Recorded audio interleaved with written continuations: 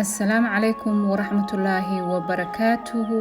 ومركلة يا أبشر حسن فاونديشن أما أبشر حسن اشتفتم يا أنيقو أهمنا محمد عبدي إذن كان سوتبين دونا channelك أبشر حسن فاونديشن أما أبشر حسن اشتفتم sheekadii ama qisadii guuleed ee la magac baxday hatroo hurdo seexan waayo harkay igu laba ahaayo.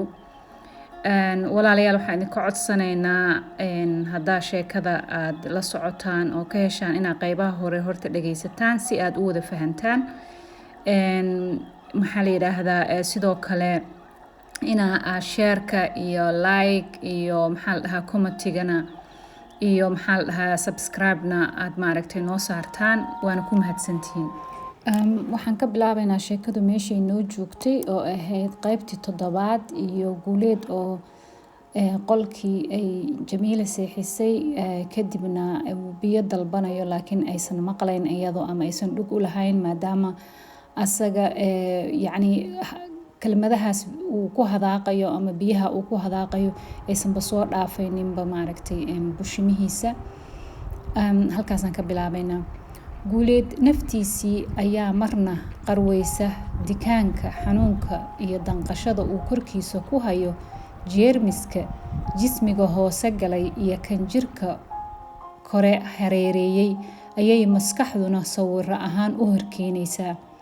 jeermiskii oo bahalo cayrsanaya iyo kuwa qanqaniinaya isula ekaysiiyey.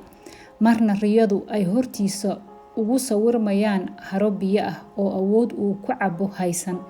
waa halkii heestii abwaanka adoo oon ku hayo itaalkaagu daran yahay oo ilaha xareeda leh indhuhu ay u jeedaan itaal aad ku aadiyo awood aadan heli karin markaad oyso leylkii. dhanka kale mugdiga qolka iyo qarowga uu ku jiro waa hawdkii iyo habeenbarkii uu abwaanku ka heesay habeenbar hawdoo hortay dadantoo halaabo. hortiisu waa qol mugdi ah, indhaha haddii farta laga geliyo waxba kama arko. kaadidii qabatay ee uu hayn waayey baqdin iyo awood la-aan ayay uga fakatay oo waa halaabidii abwaanku sheegay. hargalay qarqaro hilaabto. harkii markay ahayd baawuurka dhaladiisa uu saarnaa qoraxduna gantaalaheeda ku garaacaysay wuu qarqarayay guuleed. dareenkiisu waa suu abwaanku sheegay. hareerna u hiilan waaye dhanna ii roonaan waa ama hareerna iima roonaan maalin iyo habeentoona ii roonaan weyday. mar uu waagii soo gaduudan rabo salaadii subaxna la tukaday raggii reerka ee xalay masjidka ku cawabariistay ayaa lagu soo wargeliyey in ebyan ilaahay nabad ku kala keenay 4 indhood oo isfiirsanayana caafimaad qabana yihiin ayada iyo ilmaha reerka ku soo saa'iday. aabbihii ilmaha u dhashay waxaa loogu bishaareeyey in uu wiil caafimaad qaba u dhashay. inkasta oo daal badan iyo hurdo xumo badani dareemayeen.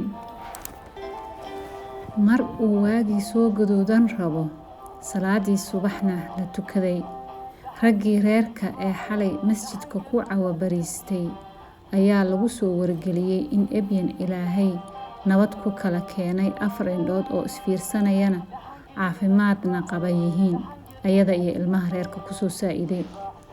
aabbihii ilmaha u dhashay waxaa loogu bishaareeyey in uu wiil caafimaad qaba u dhashay. inkasta oo daal badan iyo hurdo xumo badan dareemayeen. cumar xalay naftu hadba jiho ayay wax ka tusaysay. mar uu jawi farxad iyo raynrayn ah dareemayay ayuu xasuustii iskor taagay bilowgii jacaylka asaga iyo ebyan, juhdigii dheeraa ee ka miro dhalinta reerkooda iyo galeelidiisa, ballanqaadyada kalsoonida iyo wacadka ay dhigteen in ay nolosha isla daadihiyaan, isu samraan, isku tiirsanaadaan, lamaane aan la loodin karin noqdaan. sanadkii ugu horeeyey guurkooda oo wax dhal ah ku soo biirin iyo su'aalihii tirada badnaa in reerka lagu soo kordhay Ebiyan wax ma soo wadaa, ilaa ay su'aalihii badnaa shaki ku dhaliyeen in Ebiyan carruurtiisa hooyadood noqon doonto iyo in kale. Galabta oo ay fool noqotay intuu asagu asxaabtiisa cayaar daawashada iyo waqti la qaadashada ku jiray, haasaawihii asaga iyo saaxiibadiis gabdhihii ay jidka ka soo qaadeen. Inkasta oo saaxiibkii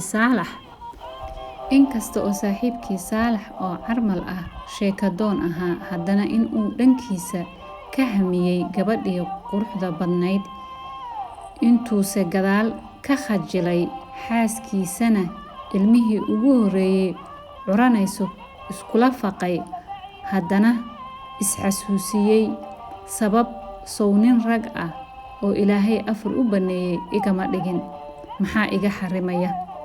Marna jawi baqdin ah dareemo, quraan akhris iyo allabarina nafta ku xasiliyey.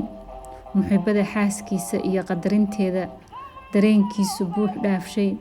Allah uga mahadnaqo muhiimadda dumarka iyo kartida gaarka uu siiyey, xanuunka iyo foosha ku marayaan. Allah ka sokow in uu aabbo noqdo ayada mahad gaar ah uga hayo. Cumar dhalashada wiilkiisa iyo asagoo aabbo noqday markii ugu horreysay, dareen uusan cabiri karin ku saaqmay jirkiisa. Marmarka qaar uuba moodo in cagaha dhulka looga qaaday oo uu heehaabayo. Cumar inkasta oo uusan weli wiilkiisa arkin qabanina, haddana niyadiisa waxaa buuxisay mas'uuliyad, jacayl, dareen xad dhaaf ah oo uusanba macnayn karin. Halkaa ayay maanta noo joogaysaa. Insha Allah waa inoo iyo isu soo noqodka dambe.